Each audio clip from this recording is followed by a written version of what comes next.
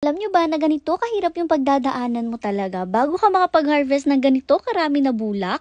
Dahil sabi ko nga sa inyo ay shedding season ng ating pack members ngayon. Itong si Thunder, grabe nagshe-shed na naman po. At naisip nga namin pakita sa inyo ang aming pagsusuklay journey para makita nyo rin kung gaano kahirap talaga suklayin itong mga to. At isa pa curious din kayo kung sino yung mas malakas mag-shed, yung standard type ba na husky or yung woolly type. Kaya ngayon itong si Thunder, ang gagawin nating example for woolly type. At abangan nyo rin nga ang ating standard type na husky para makita nyo yung differences nila. Anyways, to start off, kung nakita nyo kanina talaga naglalaglagan na yung balahibo niya kahit hindi pa man nag-uumpisang suklayan. Paano ba naman kasi hindi maglalaglagan? Ganito nga siya kalikot. Talagang hirap na hirap si mama pagsusuklay sa kanya today. Kaya naman talagang binubuhat niya, tinahawak-hawakan niya sa paa para hindi na maglikot-likot. Feel ko kasi talaga itong si Thunder pinaglihis sa uod na inasinan. Kaya ganito na lang siya kalikot talaga sobra. Tingnan nyo nga't nanghaharot pa talaga siya sa mami niya. Pero yan din kasi talaga yung way niya ng panlalambing. Sa pagkabata kasi talagang malambing yan si Thunder. At hanggang ngayon niya ganun pa rin siya. Gusto nga niya na palagi siyang niyayakap, binubuhat at saka lalong-lalo na yung kinikis. Kaya kung mapapansin niya, inaabot niya yung nguso or yung lips ng mommy niya para ikis niya. Kasi yes po, opo, kinikis talaga namin tong mga to, lahat sila. Anyways, after a few suklay-suklay nga ay konti pa lang din yung natatanggal kay Thunder. At dahil alam ko na may magtatanong na naman po kung hindi daw ba nauubos yung balahibo nila. Syempre naman hindi, kasi sabi ko nga sa inyo, double coated ang mga huskies. At isang layer lang po ng balahibo nila yung nagsha-shed. Ibig sabihin, hindi talaga mauubos yung lahat. Uunahan ko na rin po yung mga nagko-comment na nasasaktan daw kapag ganitong hinuhugot-hugot. Actually, hindi naman po sila masasaktan as long as hindi naman po madiin yung pagkakahawak nyo sa balahibo. Para nga pong makuha nyo ay yung mga loose na balahibo at maiwan yung balahibo na talagang intact pa. Kasi yung balahibo po kasi nila na nagshe-shed, yan po talaga ay hindi na nakadikit sa kanilang anit. Talaga nakasiksik na lang yan sa balahibo. Kaya nang pag sinuklay na ganyan ay talagang manlalagas na. Ibig sabihin na hindi mo po siya hinuhugot direkta galing sa kanilang anit, ano? Anyways, ito pa nga yung de-shedding brush na ginagamit natin. So, iba-iba din talaga yung ginagamit natin sa kanila. Depende sa part ng katawan na sinusuklay at depende rin talaga sa balahibo. Dito nga binaliktad na ni mama itong si Thunder. Grabe, para nagbaliktad lang ng pinipritong itlog.